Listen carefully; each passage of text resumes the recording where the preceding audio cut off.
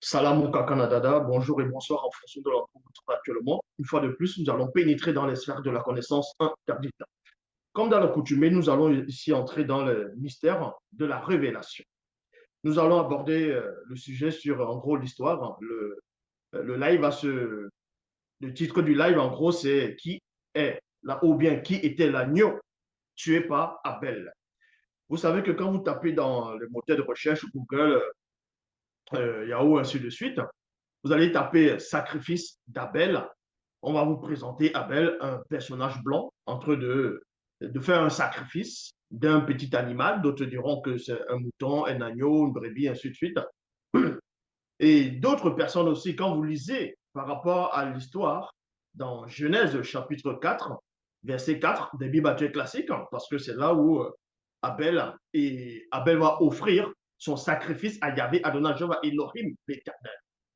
Et beaucoup de ceux qui se disent pasteur, révérend, bishop, maréchaux, diacre, prophétesse inspirés et des pseudo-youtubeurs, et les dieux m'auraient dit à cœur, ou le Saint-Esprit m'a mis à cœur, le Dieu m'aurait dit, vont venir vous expliquer que Abel était la personnification, le symbole était l'image de Christ de Yahushua à Machia. Donc que Abel était le Christ lui-même. Quand il dit était le Christ, représentait le Christ par rapport au sacrifice qu'il avait au fait à Yahvé. Nous allons donc parcourir l'histoire, premièrement, des Bibles classiques, et on va vous donner l'identité de l'agneau qui est mort, qui a été tué par Abel. Est-ce que dans les Bibles classiques, Abel a sacrifié un agneau ou pas? Ce que vous allez entendre ici, vous n'avez entendu cela nulle part ailleurs, et l'enseignement va vous secouer. Donc l'enseignement va déstabiliser, constiper et transcender la conscience de beaucoup de personnes. On va aller dans le livre mystérieux, la face cachée de Bible, donc à la temps Jimsy, le code révélé de la Bible authentique. Mais on va d'abord commencer dans les Bibles classiques.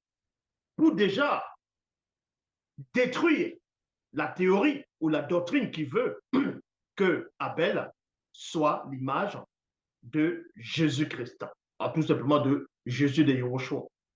On va aller dans Hébreu chapitre 12, verset 24. Hébreu 12, 24, dans les Bibles classiques, il est dit, vous vous êtes approchés de Jésus, le médiateur d'une alliance nouvelle et de son sang répandu qui parle mieux encore que celui d'Abel. Il y a point.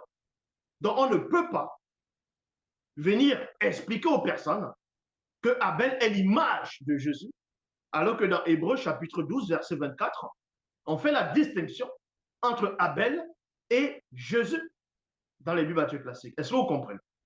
Donc, on va aller maintenant dans Genèse chapitre 4 au verset 3, traduction du Monde Nouveau, avant de parler de l'identité de l'agneau qu'a tué Abel, qu'Abel avait tué.